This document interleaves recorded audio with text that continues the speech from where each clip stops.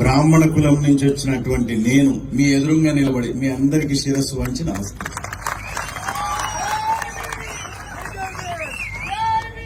జై భీమ్. మాల మహానాడు అధ్యక్షుడిగా ఎన్నికైనటువంటి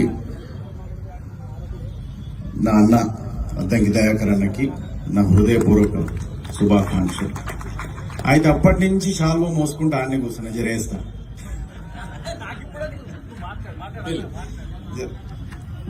ఇది ఏడ కింద పడుతుందని భయంతో పట్టుకొని కూర్చున్నా. దయాకర్ అన్న గారి నాయకత్వం, అద్దంకి దయాకర్ అన్న గారి నాయకత్వం, అద్దంకి దయాకర్ అన్న గారి నాయకత్వం. సోదరులారా, అన్నేదో 2 నిమిషాలు మాట్లాడమన్నాడు కానీ నేను 20 నిమిషాలు మాట్లాడతా. మీరేమన్నారు? ఎందుకంటే నా వయసు 44 ఏళ్ళు. చాలా దాచుకున్న కడుపులు ఇవాళ ఎలగొట్టాలి.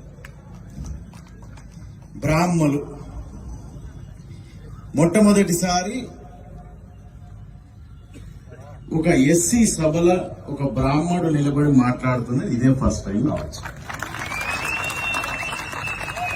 దానికి నేను చాలా గర్వపడుతున్నా. అనుకునేటోళ్ళు ఏమన్నా అనుకుంటే అనుకునే నాకు బాధ లేదు. హర్ష కుమార్ అన్న నమస్తే.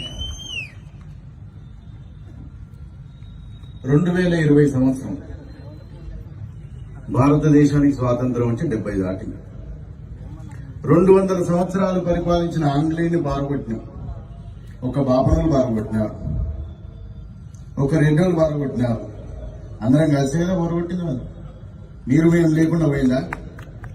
భారత రాజ్యాంగం వచ్చిన తర్వాత ఎందుకు ఈ విభేదాలు వస్తున్నాయి అనేది 70 సంవత్సరాల తర్వాత మళ్ళీ మీటింగ్ పెట్టుకుని మనం మాట్లాడుకునే దౌర్భాగ్య స్థితిలో మనం ఉన్నాం. ఇంకనైనా దీనికి ఒక శుభం కాటేయాలి. దానికోసమని ఇప్పుడు నేను మీ దగ్గరకు వచ్చాను. నేను మిమ్మల్ని ఒక ప్రశ్న అడుగుతా. మీరందరూ సమాధానం చెప్తే నేను మాట్లాడితే, లేకపోతే ఇంటికి పోతా. బాగా ఆలోచించుకొని చెప్పాలి. నన్ను మిమ్మల్ని చేర్చుకుంటారా? 100కు 1000%. నన్ను మిమ్మల్ని చేసుకుంటారా?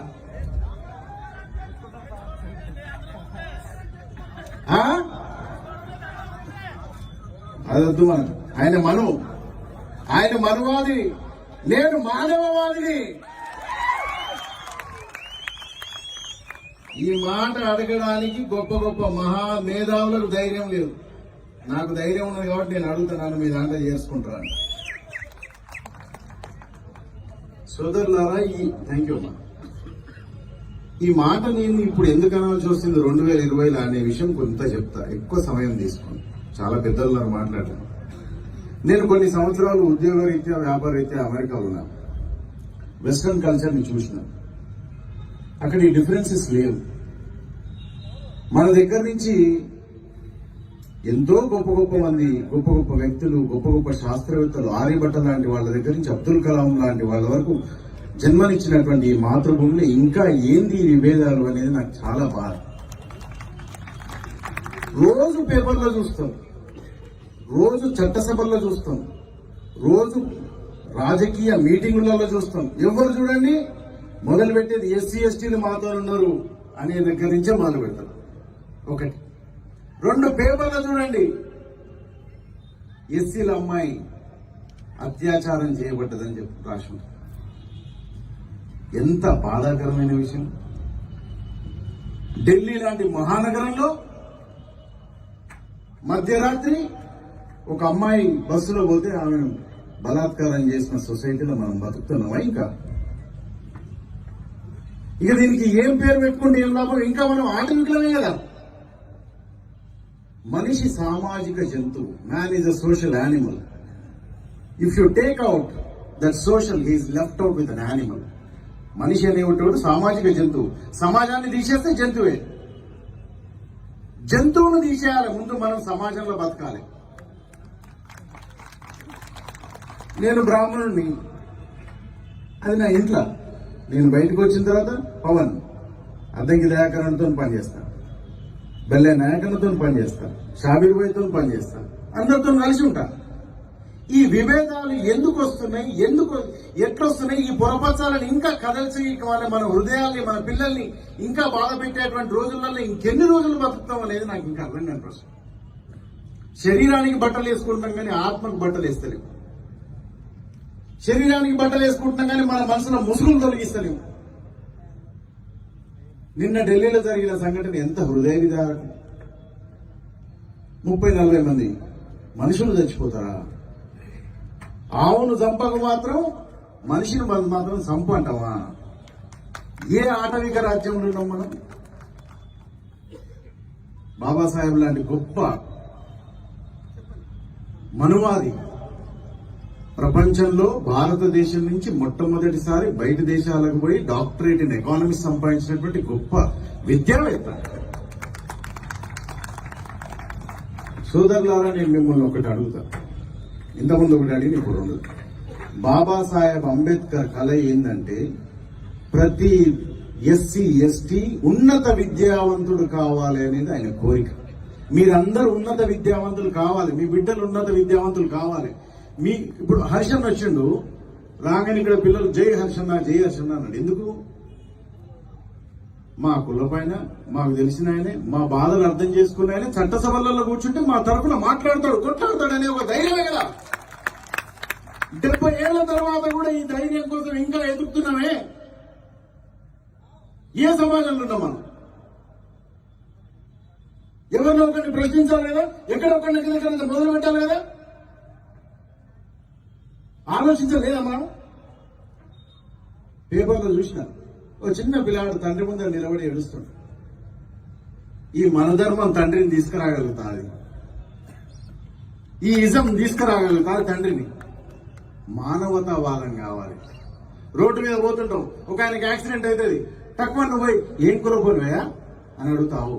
తక్కువ తీసుకొని మంజులో ఫోన్ చేసి తీసుకుపోయి హాస్పిటల్ ఇస్తావు. వాళ్ళ ఇంట్లో ఫోన్ చేసి చెప్తావు. ఎందుకు?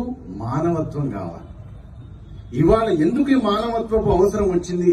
ఎందుకు ఒక ముస్లింతోని, ఒక లంబాడ్ ఆయనతోని, ఒక ఎస్సీ ఆయనతోని, ఒక బ్రాహ్మణ ఆయన ఎందుకు కలవాలనుకుంటున్నా అనే విషయం ఇవాళ చెప్తాను, చెప్పి ముగిస్తాను. సిఏఏ, ఎన్ఆర్సీ, ఎన్పిఆర్ అనే ఒక కొత్త దరిద్రపు ఆలోచనను మళ్లీ తీసుకొచ్చి మన మీద రుద్దే ప్రయత్నం ఒకటి జరుగుతా ఉంది. మీ అందరికీ తెలుసు కదా. ఏంది ఇది? ఏదన్నా అంతులేని ఒక చట్టాన్ని తీసుకొస్తాడు, దాంతో ఏం అవసరమో ఎందుకు అవసరమో తెలియదు. ఈ చట్టాలు ఇప్పుడు కొత్తగా లేవు, భారతదేశం పుట్టినప్పటి నుంచి ఉన్నాయి ఈ చట్టాలు. ఎందుకంటే there are many people who invited in to their society. చాలా మంది మన భారతదేశ సొసైటీలోకి వచ్చింది ఎప్పటి నుంచో. మొఘళ్ళు వచ్చిండ్రు, తర్వాత బ్రిటిష్లు వచ్చిండ్రు, అంతమంది పోర్చుగీస్ వచ్చిండ్రు, అంతమంది ఇంకోళ్ళు వచ్చిండ్రు, అందరూ వచ్చిండ్రు. అమెరికాలో 45.8% మంది బయట దేశాల నుంచి వచ్చిన వాళ్ళే ఇప్పుడు పెద్ద దేశం అయింది. మొన్న అస్సాంలో ఈ జనగణన అనే దాని మీద ఎన్పిఆర్, సిఏ, ఎన్ఆర్సీ అనే చట్టం మీద 18 లక్షల మందిని మీరు భారతదేశపు సిటిజన్స్ కారు అని డిసైడ్ చేయడానికి ఒక ప్రోగ్రాం చేశారు. దాంట్లో భారతదేశ సైన్యంలో పనిచేసినటువంటి ఒక ఉల్లా ఖాన్ అనే సార్ 30 సంవత్సరాలు భారతదేశ సైన్యంలో బిఎస్ఎఫ్ లో పనిచేశాడు.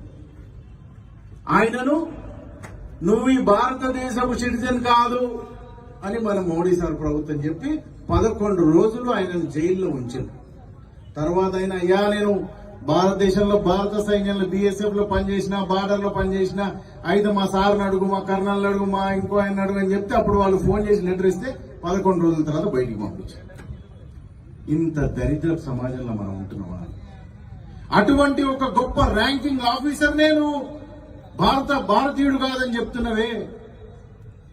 ఇవాళ ఈ దళిత బిడ్డల సంగతి ఏంటిది? రాఫేల్ పేపర్లు అడిగితే నువ్వు చూపించలేవు, కానీ నా తండ్రి పుట్టిన పేపర్ ఏమంటే ఏడికెళ్ళి తెస్తావా? అడగాలా ఉంటా మనం? ఎటు సైడ్ తీసుకోపోదాం అనుకుంటున్నాం ఈ సమాజాన్ని? అర్ధరాత్రి చట్టాలు తెస్తాడు, అర్ధరాత్రి నిర్ణయాలు తీసుకుంటాడు. ఒక చట్టసభ మనం ఎందుకు పెట్టుకున్నాం? ఎందుకు మన రిప్రజెంటేటివ్స్ చట్టసభకు ఎన్ని ఓట్లు వేసి మనం పంపిస్తున్నాం? ఆ ఓటు వేసి అక్కెవరిచ్చిండ్రు? బాబాసాహెబ్ దాయి కరుణ. లేకపోతే ఇవాళ డబ్బులున్నాడే రాజ్యం వెళ్తుండే మనమేమో వాళ్ళ ఇంటికన్నా పని చేసుకుంటూ ఉంటుంటే ఎందుకు ఇచ్చాను మనకు అధికారం? నీకు ఎవరైతే రక్షణ కల్పిస్తారో, మాన ప్రాణ ధన రక్షణ కల్పించింది, హక్కుల కోసం పోరాడుతాడో అటువంటి వాళ్ళను చట్టసభలకు పంపు. మెరుగైన చట్టసభలు చేసి మెరుగైనటువంటి రీఫార్మ్స్ తీసుకొస్తారు, రీఫార్మ్స్ పథకాలను తీసుకొస్తారు అనే దానికే కదా మనం ఎన్నికలనే ప్రాసెస్ ని పెట్టుకున్నాం. ఇవాళ నరేంద్ర మోడీకి బలం ఎక్కుంటే ప్రతిమూల నోర్లేమైనా అని అడుగుతున్నాం. నరేంద్ర మోడీ పార్టీలో 70 మంది దళిత గిరిజన ఎంపీలు ఉన్నారు, వాళ్ళ నోర్లు మూగమైనా అని అడుగుతాం. నిజంగా మీరు ప్రజానాయకులైతే ఈ చట్టాన్ని వ్యతిరేకించాలి. నిజంగా మీరు మనుషులే అయితే ఇంకా 70 ఏళ్ల తర్వాత మళ్ళీ బైఫర్కేషన్ ఏంది, డివిజన్ ఏంది అనే దానికోసం ఎదురు తిరగాలి. ఆలోచన లేని సొసైటీ అయిపోయింది. బలం ఎక్కువైతే మాట పడిపోతుందా? ఇదే బలం ఎక్కువండే బ్రిటిష్ కి కొట్లాడి రాజ్యం తెచ్చుకోలే. ఇవాళ బాధ అనిపిస్తుంది ఆ చట్టం చదువుతుంటే, ఎందుకు వచ్చినా కదా ఈ రాజ్యం బ్రిటిష్ కింద ఉంటేనే అయిపోగలరు. దీని కోసమా 70 ఏళ్ల తర్వాత నువ్వు ఇక్కడ పుట్టినవా అనే పత్రం చూపించమంటే అనడం కోసమేనా? చాలా మంది చెప్తుంటారు నాకు, ఏ పవన్ నువ్వు బ్రాహ్మణుని, హిందుత్వానికి వ్యతిరేకంగా మాట్లాడుతున్నావు, బ్రాహ్మణ అంటేనే బీజేపీ, నీకేం తెలుసురా బ్రాహ్మణ అంటే? నేను పొద్దున్నే లేచి గాయత్రి అమ్మకు దండం పెట్టుకొని, పరమేశ్వరునికి దండం పెట్టుకొని విభూతి మూడు గీతలు గీసుకుంటాను. దాంట్లో ఒక గీత నేనైతే, రెండో గీత ఎస్సీలు, మూడో గీత మా ముస్లింలు. ఈ విషయం ఇంకా అర్థం కాక దరిద్ర కోటు ఆలోచనలు బతుకుడు చాలా వేస్ట్. ఓం నమ శంభవేచ మయోభవేచ నమ శంకరాయ మహేశ్వరాయ నమ శివాయ శివతరాయ శివుడికి నేను నీళ్లు పోసుకొని, తండ్రి నా దేశాన్ని మంచిగుండాలి, నా రైతులు మంచిగుండాలి, నా సోదరులు మంచిగుండాలి, మా అక్క చెల్లెలు మంచిగుండాలి అని రోజు దండం పెట్టుకుంటా. నేను హిందువుని, నాకు హిందుత్వం నేర్పుతాను. 10 మందిని ప్రేమించలేనోడు ఎంత పెద్ద కులంలో పుడితేంది, ఎంత పెద్ద ఇంట్లో పుడితేంది. 10 మందితో కలిసి నడవలేనోడు ఎంత పెద్ద పదవులు ఉంటేంది, ఎంత పెద్ద గన్మెన్లు ఉంటేంది. 10 మందిని వెల్కమ్ చేయడమే మన సొసైటీ గొప్ప లక్షణం. భారతదేశానికి చాలా పెద్ద చరిత్ర ఉన్నది. మహాభారతంలో చూడండి, యుద్ధానికి వచ్చినప్పుడు రేపు యుద్ధవనంగా రాత్రికి ఒక మీడియేటర్ వస్తే, మధ్యవర్తి వస్తే కూర్చున్నబెట్టి సమ గౌరవం ఇచ్చి మాట్లాడమని ప్రపంచ దేశాలకు నేర్పినటువంటి గొప్ప తత్వం కన్నటువంటి హిందూ దేశం మనది. ఈ దొంగ హిందువులు వీళ్ళకేం తెలుసు హిందుత్వం గురించి? మహాశక్తి గల దేశం మన దేశం. ఏ దేశం ఏగినా ఎందుకు ఆలిడినా పొగడరా నీ తల్లి భూమి భారతిని అని చెప్పినటువంటి గొప్ప దేశం మన.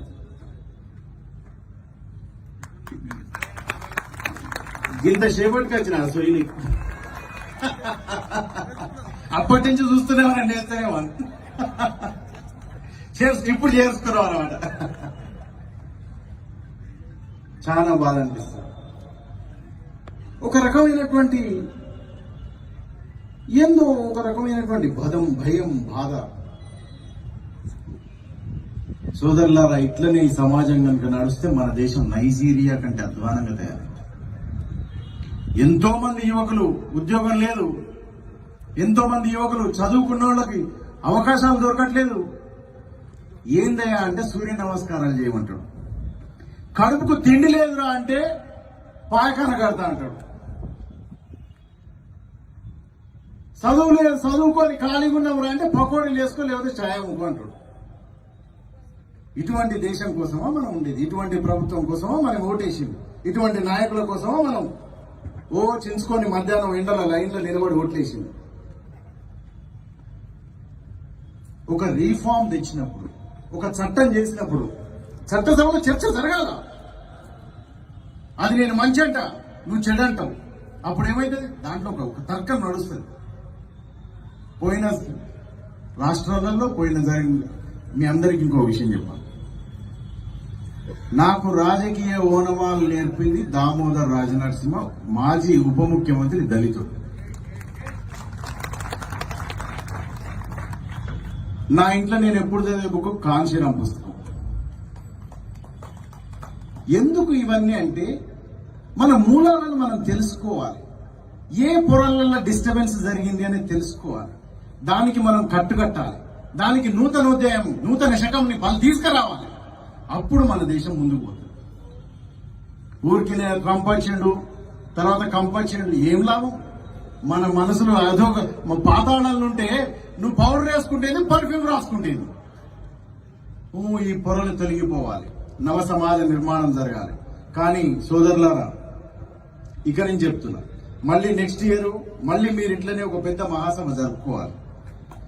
మీరందరూ ఏం చెప్పాలంటే మీ వాళ్ళకి, అరే హైదరాబాద్ నుంచి పవన్ కుమార్ అనే ఒక బ్రాహ్మణ ఆయన వచ్చిండ్రా, మనకేమైందిరా సభకు పోతలేమని చెప్పాలండి. మీ సభలో మీ శక్తి నిరూపించుకోకపోతే మీరు ఎట్లా బాగుతారు అనేది నేను మిమ్మల్ని ప్రశ్నిస్తున్నా. మనం అందరం కలిసికట్టుగా నడవాలి. భగవంతుని ఆశీర్వాదం, పెద్దల శక్తి, నేను మీతో తోడుంటా, మీ హక్కుల కోసం పోరాటం చేస్తా అని నేను ఇక్కడి నుంచి వాగ్దానం చేస్తా. ఇక చెప్పు, నేను నూతన శకానికి నాంది చేసుకుంటున్నావా లేదా? ఈ నూతన శకం నాంది పడ్డప్పుడు మనం అందరం జై కొట్టాలా లేదా? ఏది జై కొట్టాలి? సంవిధాన్, రాజ్యాంగానికి జై. ఈ రాజ్యాంగాన్ని రాసిన దానికి చైర్మన్ అయినటువంటి గొప్ప మా మేధావి బాబాసాహెబ్ అంబేద్కర్ సాబ్ కి జై. బాబాసాహెబ్ అంబేద్కర్ కి.